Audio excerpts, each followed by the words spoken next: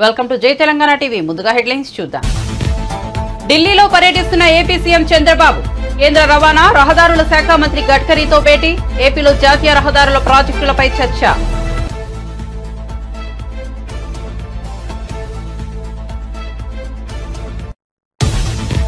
ప్రధాని మోదీ అమిత్ షాను కలిసిన అనంతరం రేవంత్ రెడ్డి ప్రెస్ మీట్. తెలంగాణ అభివృద్ధికి సహకరించాలని కోరినట్లు వెల్లడి. మోదీ అమిత్ షా సానుకూలంగా స్పందించారని వ్యాఖ్య.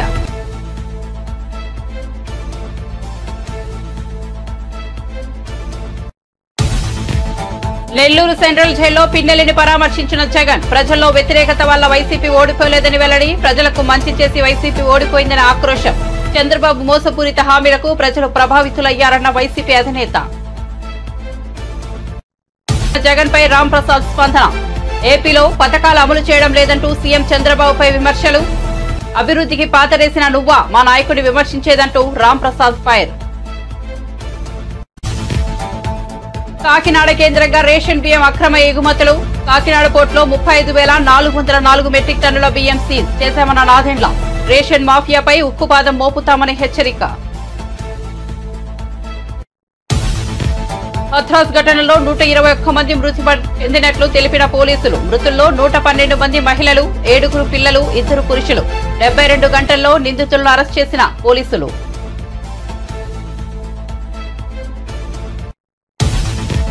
తాము చెప్పిన వాటిని కేంద్రం పెద్దలు సావధానంగా విన్నారన్న డిప్యూటీ సీఎం. కేంద్రం పెద్దలు సానుకూలంగా స్పందించారని వెల్లడి. చంద్రబాబుతో భేటీకి స్పందించి అజెండాను రూపొందించామని వెల్లడి.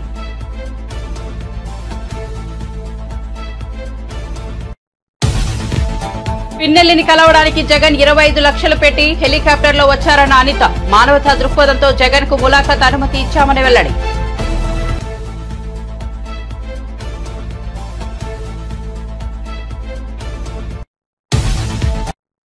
ఇక వార్త వివరాల్లోకి వెళ్తే ఏపీ ముఖ్యమంత్రి చంద్రబాబు ఢిల్లీ పర్యటనలో భాగంగా కేంద్ర రవాణా రహదారుల శాఖ మంత్రి నితిన్ గడ్కరీని కలిశారు. చంద్రబాబుతో భేటీపై నితిన్ గడ్కరీ సోషల్ మీడియా వేదికగా అప్డేట్ ఇచ్చారు. ఢిల్లీలో ఏపీ ముఖ్యమంత్రి చంద్రబాబుతోనూ ఉన్నతాధికారులతో సమావేశమే. ఆంధ్రప్రదేశ్లో నిర్మాణంలో ఉన్న జాతీయ రహదారుల పనుల పురోగతిపై సమీక్షించాలని గడ్కరీ వెల్లడించారు. ఇదే విషయాన్ని చంద్రబాబు కూడా ఎక్స్ ద్వారా వెల్లడించారు. ఢిల్లీలో కేంద్ర మంత్రి నితిన్ గడ్కరీని కలిసి జాతీయ రహదారుల ప్రాజెక్టులపై చర్చించాలని తెలిపారు. అందరూ కలిసి సమిష్టిగా ఆంధ్రప్రదేశ్ రాష్ట్రాన్ని ప్రగతి పథంలో ముందుకు తీసుకెళ్తామన్న నమ్మకం తనకుందంటూ చంద్రబాబు కేంద్ర మంత్రి గడ్కరీ ట్వీట్ ను రీపోస్ట్ చేశారు. కాగా గడ్కరీతో సమావేశంలో చంద్రబాబుతో పాటు కేంద్ర మంత్రి కింజరపు రామ్మోహన్ నాయుడు, కేంద్ర సహాయ మంత్రి పెమ్మసాని చంద్రశేఖర్ తదితరులు పాల్గొన్నారు. బీజేపీ నేత మల్కాజ్గిరి ఎంపీ ఈటెల రాజేందర్ కు బీఆర్ఎస్ అధినేత కేసీఆర్ పై ఇంకా ప్రేమ తగ్గినట్లు లేదని తెలంగాణ ముఖ్యమంత్రి రేవంత్ రెడ్డి ఎద్దేవా చేశారు. ఢిల్లీలో ప్రధాని నరేంద్ర మోదీ, కేంద్ర మంత్రి అమిత్ షా తదితరులను రేవంత్ రెడ్డి ఉప ముఖ్యమంత్రి మల్లుబట్టి విక్రమార్క కలిశారు. అనంతరం మీడియా సమావేశంలో రేవంత్ రెడ్డి మాట్లాడుతూ బీజేపీ నేతలు ఫిరాయింపులపై మాట్లాడడం విడ్డూరమన్నారు. 11 రాష్ట్రాల్లో బీజేపీ ఎంతో మందిని చేర్చుకుని అధికారంలోకి వచ్చిందని ఆరోపించారు. మధ్యప్రదేశ్, మహారాష్ట్రల్లో ప్రభుత్వాలు ఎలా ఏర్పడ్డాయో చెప్పాలన్నారు. అసలు కేసీఆర్ పట్ల బీజేపీ నేతలు ఈటెలకు సానుభూతి ఎందుకో చెప్పాలన్నారు.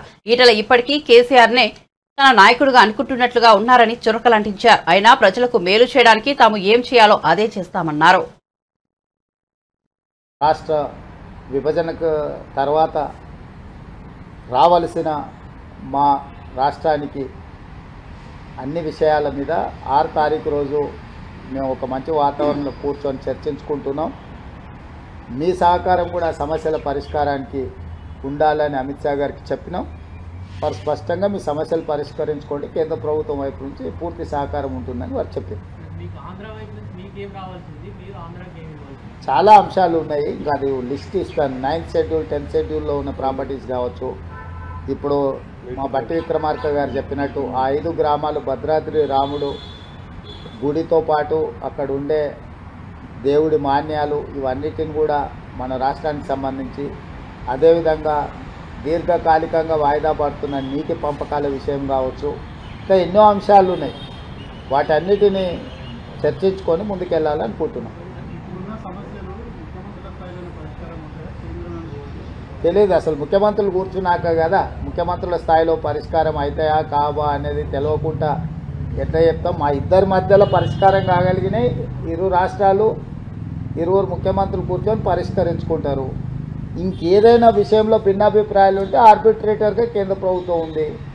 కేంద్ర ప్రభుత్వం కూడా ఒకవేళ ఏదైనా విషయాలను పరిష్కరించలేకపోతే చట్ట ప్రకారంగా దానికి పరిష్కారం ఎట్లా కనుగొనాలో కనుగొంటాం ఇద్దరం కలిసి.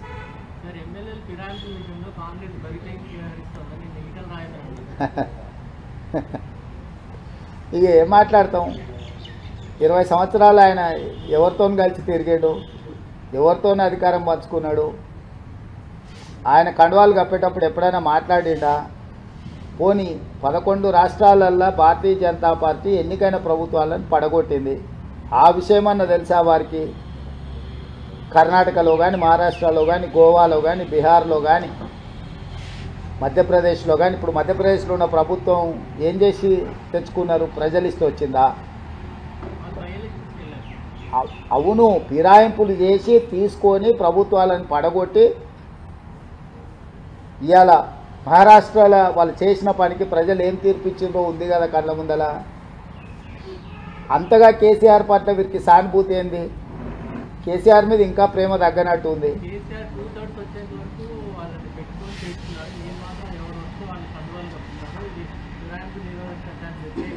అని ఎవరంటారు?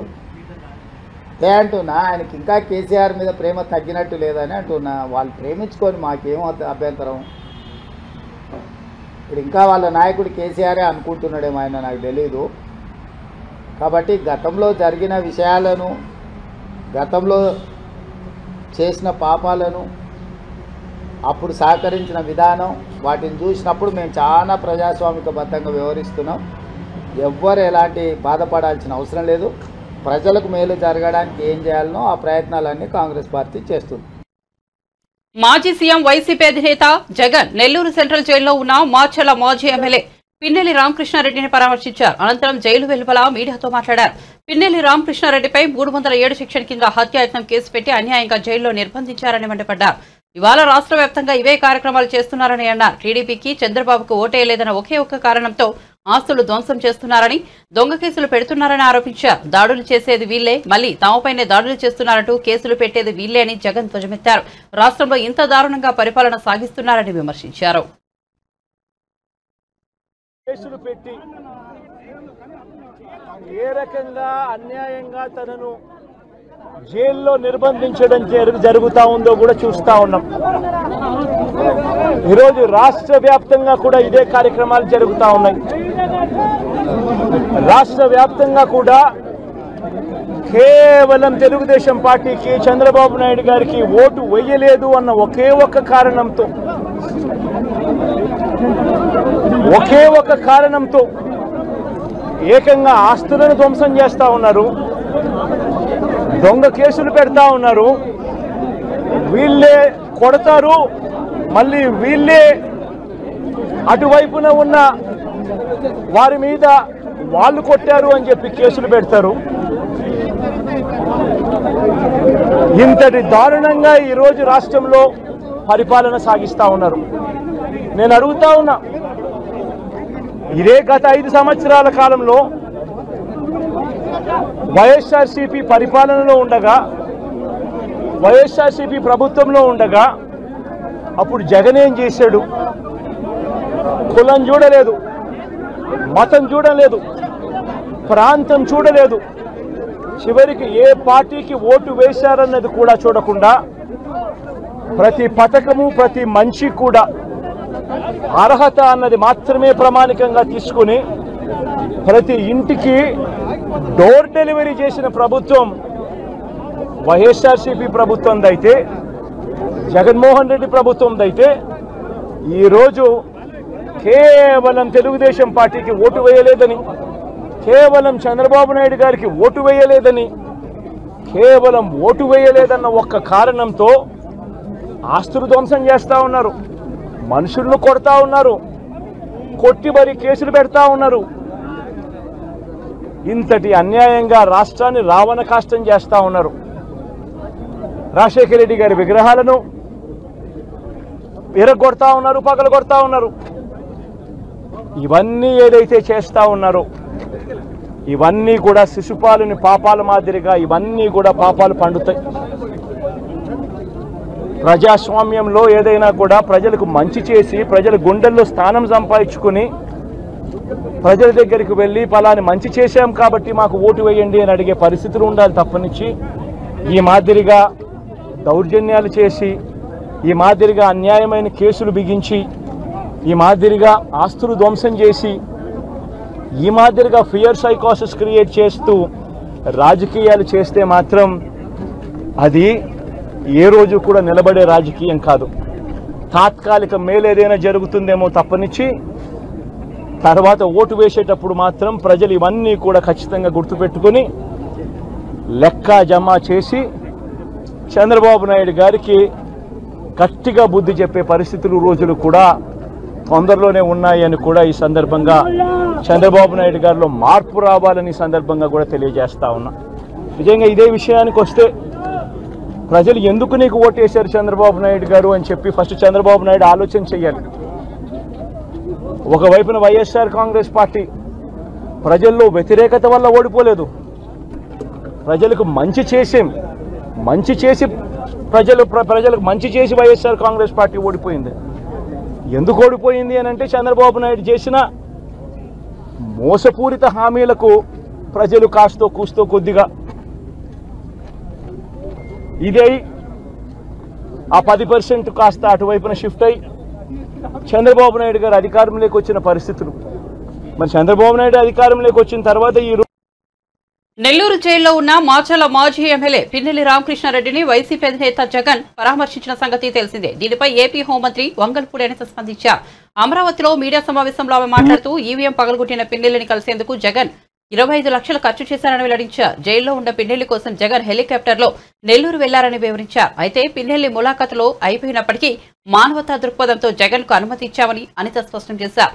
ములాఖతులు అయిపోయాయని తెలిసి కూడా జగన్ ఉద్రిక్తతలు రగిల్చే ప్రయత్నం చేసినట్టు తెలుస్తోందని పేర్కొన్నారు.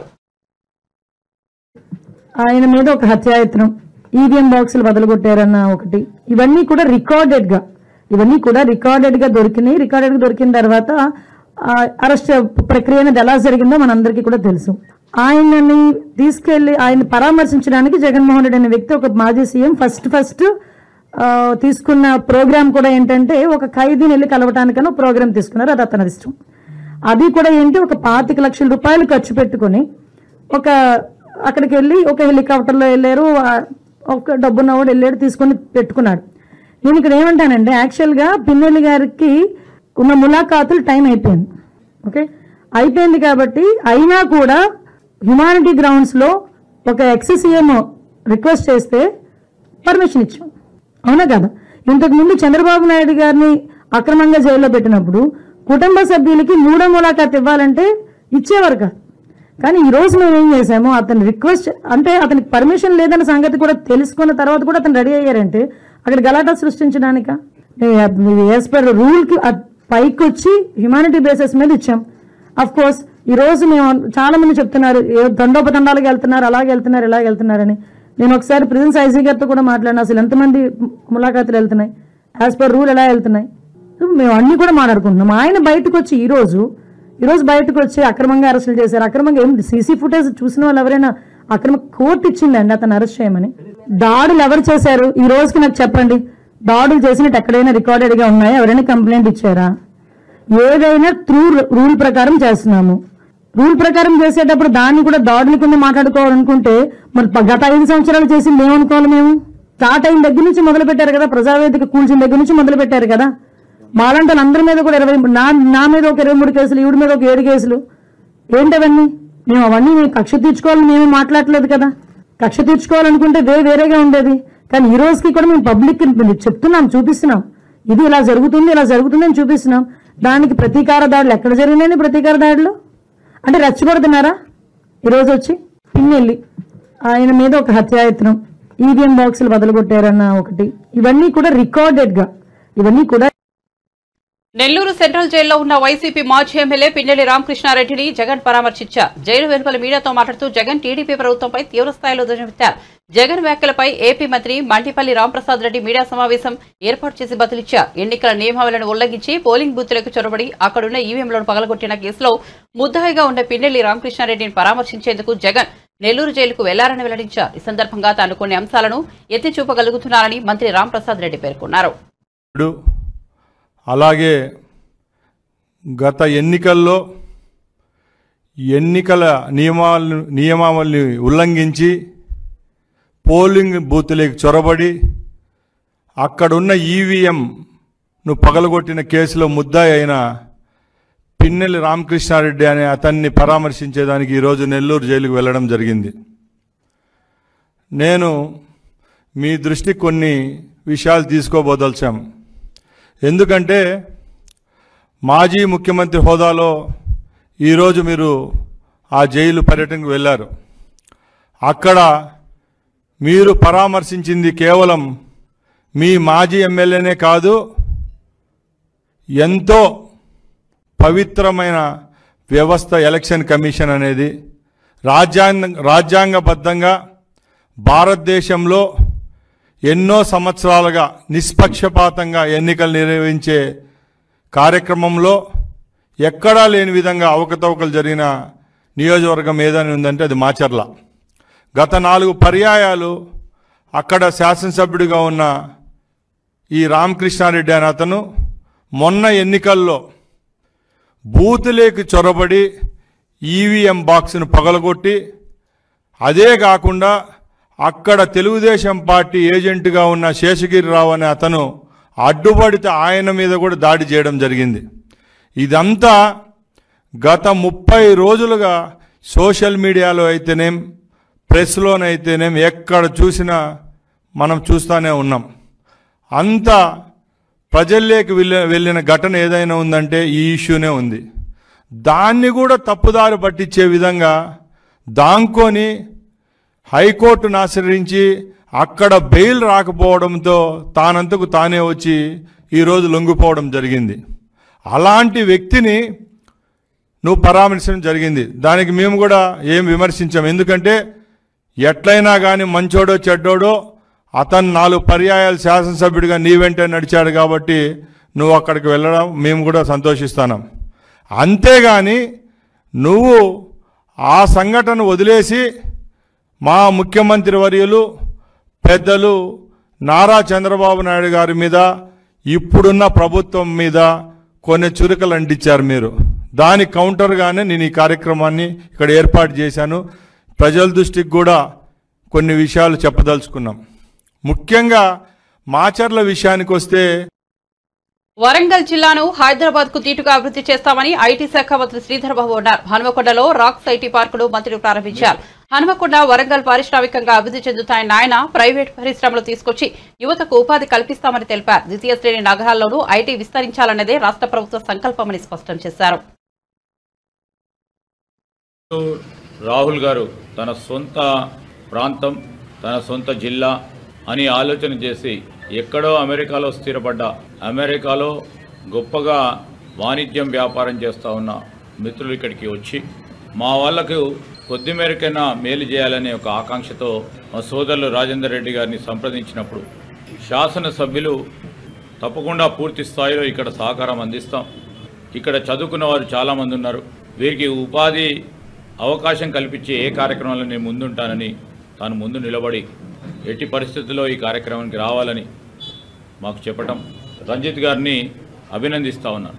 మా ప్రభుత్వం ఏర్పడ్డ తర్వాత ముఖ్యమంత్రి గారు మేము అందరం కూడా కలుసుకొని హైదరాబాదు ఇంకా 10 అభివృద్ధి చేయాలి. దాంతోపాటు టియర్ 2, టియర్ 3 సిటీస్కి సంబంధించిన ఏదైతే సిటీస్, టౌన్స్ ఉన్నాయో దాంట్లో ప్రధానంగా వరంగల్ లాంటి ప్రముఖమైన నగరం ఇది. ఇక్కడ ఒక చదువుల కేంద్రంగా, సరస్వతి నిలయంగా, విజ్ఞానానికి నిలయంగా ఒక కాకతీయ విశ్వవిద్యాలయం, ఆనాడు ఆర్ఈసీ, ఎన్ఐటి, ఈరోజు అనేక కళాశాలలకు పుట్టినిల్లుగా ఈ ప్రాంతం ఒక విద్యా నిలయంగా నిలిచింది.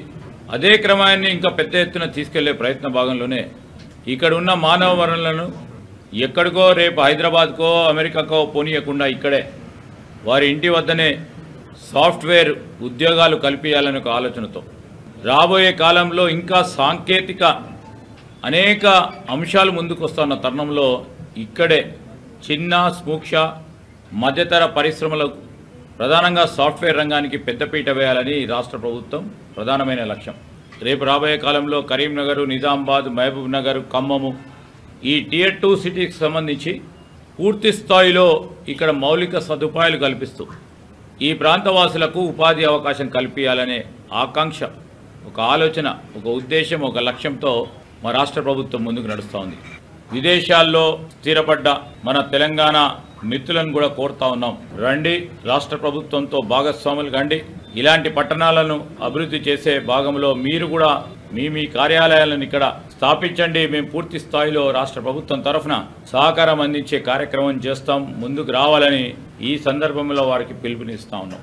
ఇక్కడ చాలా సంవత్సరాలుగా మరి విమానాశ్రయానికి సంబంధించి పెండింగ్లో ఉంది. భద్రాచలం వద్ద ఏపీలో కలిపిన 5 గ్రామాలను తెలంగాణలో తిరిగి కలపాలని తాము కేంద్ర ప్రభుత్వాన్ని కోరామని తెలంగాణ ఉప ముఖ్యమంత్రి మల్లుబట్టి విక్రమార్క తెలిపారు. సీఎం రేవంత్ రెడ్డితో కలిసి ప్రధాని మోదీ, కేంద్ర హోంమంత్రి అమిత్ షాలను వారు కలిశారు. తెలంగాణకు సంబంధించి పలు విజ్ఞప్తులు చేశారు. అనంతరం రేవంత్ రెడ్డితో కలిసి ఏర్పాటు చేసిన మీడియా సమావేశంలో బట్టి విక్రమార్క కేంద్రానికి చేసిన విజ్ఞప్తుల గురించి జాబితాను వెల్లడించారు. ఏపీలో 5 గ్రామాలను వెనక్కి ఇవ్వాలని మోదీని కోరినట్లు చెప్పారు. ఏపీ తెలంగాణ మధ్య ఉన్న సమస్యలను కూడా పరిష్కరించాలని కోరినట్లు చెప్పామన్నారు. మేము అడిగిన వాటికి రాతపూర్వకంగా ఇచ్చామని తెలిపారు. తాము చెప్పిన వాటిని వారు సావధానంగా విని సానుకూలంగా స్పందించారని చెప్పారు. విభజన హామీలను, వివిధ అంశాలను సాధ్యమైనంత త్వరగా అమలు చేసే ప్రయత్నం చేస్తామని హామీ ఇచ్చినట్లు చెప్పారు. కేంద్రం పెద్దలు సానుకూలంగా స్పందించినందుకు ఆయన ధన్యవాదాలు తెలిపారు. విభజన చట్టంలో పొందుపరిచినటువంటి రైల్వే కోచ్ ఫ్యాక్టరీకి సంబంధించి, కాజీపేట్ రైల్వే కోచ్ ఫ్యాక్టరీకి సంబంధించి ప్రత్యేకంగా వారికి గుర్తు చేసి దీన్ని కూడా మంజూరు చేయవలసిందిగా కోరారు. అలాగే అతి ముఖ్యమైనటువంటి అంశం, దేశంలోనే డిఫెన్స్ రంగంలో కానీ స్ట్రాటజిక్గా కానీ అనువైన ప్రాంతంగా ఉన్నటువంటి తెలంగాణ రాష్ట్రంలో అనేక డిఫెన్స్ సంబంధించిన పబ్లిక్ సెక్టర్ సంబంధించిన పరిశ్రమలు ఉన్నాయి. వాటన్నిటినీ ఎకోసిస్టమ్ కూడా బాగుంది కాబట్టి, మాకున్నటువంటి వాతావరణం కానీ హ్యూమన్ రిసోర్సెస్ కానీ అందుబాటులో ఉన్నాయి కాబట్టి సెమీ కండక్టర్ మిషన్ని తెలంగాణ ప్రాంతంలో చిప్ మ్యానుఫ్యాక్చరింగ్ కోసం ప్రత్యేకంగా పరిగణించి సహాయపడవలసిందిగా, ఏర్పాటు చేయడానికి సహకరించవలసిందిగా వారిని కోరాం. అలాగే పేదవాళ్లకు సంబంధించి రాబోయే 5 సంవత్సరాల్లో 25 లక్షల ఇళ్లకు మంజూరు చేయవలసిందిగా కూడా వారిని కోరాం. అట్లాగే రాష్ట్రానికి సంబంధించి పెండింగ్ ఉన్నటువంటి గ్రాంట్స్ ఏదైతే ఉన్నాయో వాటిని కూడా రిలీజ్ చేయమని అడిగాం. దాదాపు 1,800 కోట్ల రూపాయలు 2019-20 నుంచి పెండింగ్ ఉన్నాయి, అవి కూడా కావాలని అడిగాం. అలాగే వాటితో పాటు ఇంకా కొన్ని ముఖ్యమైనటువంటి అంశాలు కూడా, నవోదయ స్కూల్ సంబంధించి ప్రతి జిల్లాకి ఒక నవోదయ స్కూల్ కావాలని అడిగాం. అట్లాగే కస్తూర్బా పాఠశాలలు కావాలని అడిగాం. ఇట్లా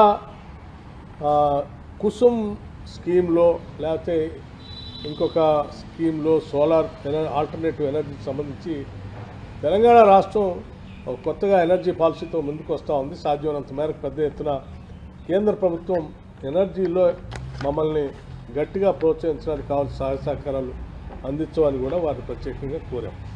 అట్లాగే డిఫెన్స్ ల్యాండ్కి సంబంధించి గతంలో కలిసినప్పుడు ముఖ్యమంత్రి గారు మేము కలిసినప్పుడు ల్యాండ్స్ ఎలివేటెడ్ కారిడార్ నిర్మించుకోవడం కోసం కాకినాడ కేంద్రంగా రేషన్ బియ్యం అక్రమ ఎగుమతుల అంశంపై ఏపీ పౌర సరఫరాల శాఖ మంత్రి నాదెండ్ల మనోహర్ పూర్తిస్థాయిలో దృష్టి సారించారు.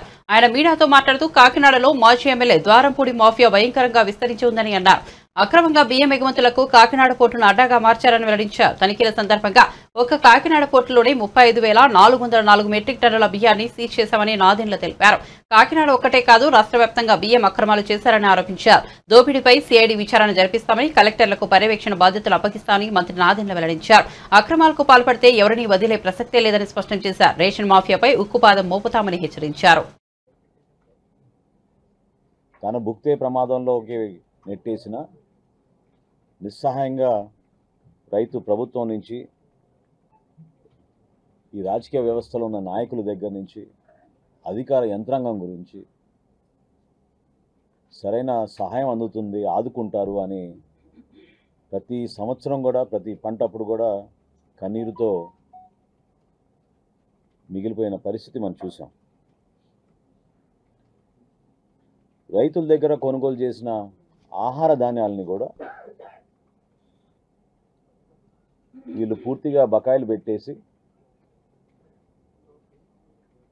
ఆ ధైర్యం లేకుండా రైతుని కుంగదీసేశారు. చాలా బాధాకరమైన విషయం ఏంటంటే మా సివిల్ సప్లైస్ కార్పొరేషన్ ఒకప్పుడు రాష్ట్రంలో ఏ కార్యక్రమం చేసినా కూడా ఇతర శాఖలతో పోల్చుకుంటే ఒక ప్రొఫెషనల్ విధానంలో పనిచేసే ఈ కార్పొరేషన్ని 36,300 కోట్ల రూపాయలు అప్పులు పాలు చేసి చివరికి రైతుకి ఇవ్వాల్సిన బకాయిలు కూడా 1,659 కోట్ల రూపాయలు వీళ్ళు వదిలేసి వెళ్ళిపోయారు. అంటే రాష్ట్ర ప్రజలు కూడా గమనించాలి, ధాన్యం సేకరించి ఆహార భద్రత కల్పించే బాధ్యత కలిగిన కార్పొరేషన్ ప్రతి సంవత్సరం మేము చేస్తున్న కార్యక్రమాల్లో కూడా వీళ్ళు తలదూర్చి అన్యాయంగా 36,300 కోట్ల రూపాయల రుణాలు చేసి డబ్బు ఇవ్వాల్సిన రైతు కూడా చివరికి ఆదుకోకుండా మోసం చేసి 1,659 కోట్ల రూపాయలు బకాయిలు వదిలేసి వీళ్ళు వెళ్ళిపోయారు. రైతుల దగ్గర కొనుగోలు చేసిన ఈ ధాన్యానికి బాధ్యత మాది. ప్రభుత్వం అనేది నిరంతరంగా జరగాల్సిన ప్రక్రియ. ఈ విషయం గురించి గౌరవ ముఖ్యమంత్రి గారికి అదేవిధంగా గౌరవ ఉప ముఖ్యమంత్రి గారికి వివరించినప్పుడు చాలా సానుకూలంగా స్పందించి కొంచెం సమగ్రమైన సమాచారం తీసుకొస్తే తప్పకుండా దీని గురించి మాట్లాడదామని వాళ్ళు ప్రోత్సహించినప్పుడు డిపార్ట్మెంట్ నుంచి మేము ఆలోచించి హథ్రాస్ తొక్కిసలాట ఘటనలో 6గురిని అరెస్ట్ చేసినట్లు ఉత్తరప్రదేశ్ పోలీసులు తెలిపారు. గురువారం అలీగర్ ఐజీ సలాఫ్ మాథూర్ మీడియా సమావేశం నిర్వహించి కేసుకు సంబంధించిన వివరాలను వెల్లడించారు. ఈ ఘటనలో 121 మంది భక్తులు మృతి చెందినట్లు తెలిపారు. మృతుల్లో 2 పురుషులు, 112 మంది మహిళలు, 6 బాలురు, 1 బాలిక ఉన్నట్లు చెప్పారు. ఘటన జరిగిన 72 గంటల్లో 6 నిందితులను అరెస్ట్ చేశామన్నారు. 2 నిర్వాహకులను కూడా అరెస్ట్ చేసినట్లు చెప్పారు. ఈ ప్రమాదంలోని 121 మంది మృతదేహాలను గుర్తించినట్లు చెప్పారు. పోస్టుమార్టం ప్రక్రియ పూర్తయిందన్నారు. అరెస్ట్ అయిన వారిలో 2 మహిళలు, 9 పురుషులు ఉన్నట్లు తెలిపారు. మెయిన్పూరిలోని ఆశ్రమంలో బోలే బాబా కోసం వెతికినట్లు చెప్పారు. ఆయన పరారీలో ఉన్నారని తెలిపారు. ఆయన ఆచూకీ గుర్తించేందుకు ప్రయత్నిస్తున్నామన్నారు. బులెటిన్ ముగించే ముందు హెడ్లైన్స్ మరోసారి చూద్దాం. ఢిల్లీలో పర్యటిస్తున్న ఏపీ సీఎం చంద్రబాబు. కేంద్ర రవాణా, రహదారుల శాఖ మంత్రి గడ్కరీతో భేటీ. ఏపీలో జాతీయ రహదారుల ప్రాజెక్టులపై చర్చ.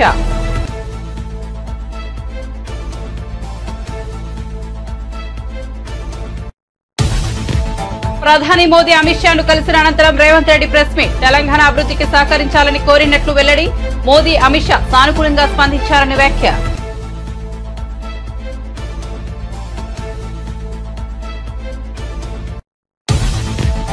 నెల్లూరు సెంట్రల్ జైల్లో పిన్నెల్లిని పరామర్శించిన జగన్. ప్రజల్లో వ్యతిరేకత వల్ల వైసీపీ ఓడిపోలేదని వెల్లడి. ప్రజలకు మంచి చేసి వైసీపీ ఓడిపోయిందని ఆక్రోశం. చంద్రబాబు మోసపూరిత హామీలకు ప్రజలు ప్రభావితులయ్యారన్న వైసీపీ అధినేత. జగన్ పై రామ్ ప్రసాద్ స్పందన. ఏపీలో పథకాలు అమలు చేయడం లేదంటూ సీఎం చంద్రబాబుపై విమర్శలు. అభివృద్ధికి పాతరేసిన నువ్వా మా నాయకుడిని విమర్శించేదంటూ రామ్ ప్రసాద్ ఫైర్. కాకినాడ కేంద్రంగా రేషన్ బియ్యం అక్రమ ఎగుమతులు. కాకినాడ పోర్టులో 35,404 మెట్రిక్ టన్నుల బియ్యం సీజ్ చేశామన్న నాదెండ్ల. రేషన్ మాఫియాపై ఉక్కుపాదం మోపుతామని హెచ్చరిక. హథ్రాస్ ఘటనలో 121 మంది మృతి చెందినట్లు తెలిపిన పోలీసులు. మృతుల్లో 112 మంది మహిళలు, 7 పిల్లలు, 2 పురుషులు. 72 గంటల్లో నిందితులను అరెస్ట్ చేసిన పోలీసులు.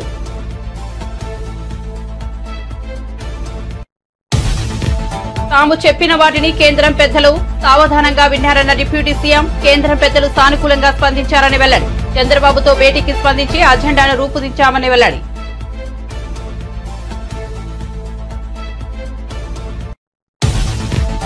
పిన్నెల్లిని కలవడానికి జగన్ 25 లక్షలు పెట్టి హెలికాప్టర్లో వచ్చారన్న అనిత. మానవతా దృక్పథంతో జగన్ కు ములాఖాత్ అనుమతి ఇచ్చామని వెల్లడి.